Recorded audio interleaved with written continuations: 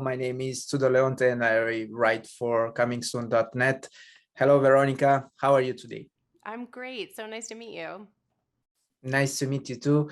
In surface, silence and untold things are as much important as talking. How did you manage to find the perfect balance between what must be said and what must stay unsaid?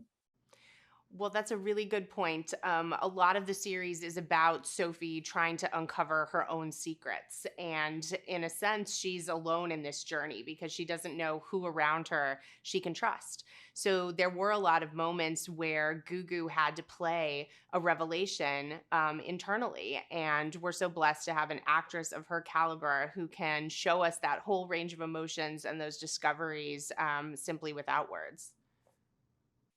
San Francisco seems like the perfect place where someone can look for his or her real identity. How important was setting the story in that particular city?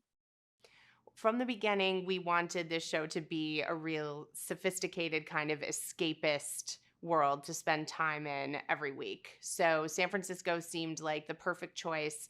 It has a certain timelessness, and in a sense, the show is a callback to classic noir films. There are some hints and nods to Vertigo in the series. And I think that San Francisco shooting there allowed us to really tap into that timeless classic quality and bring it to the surface. Yeah, I was actually a little bit curious to know your main sources of inspiration for the series. You already mentioned one.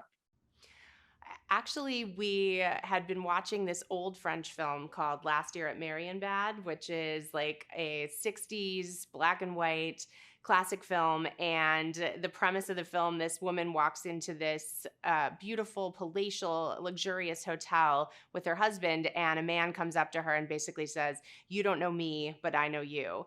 We were in love. We were having an affair."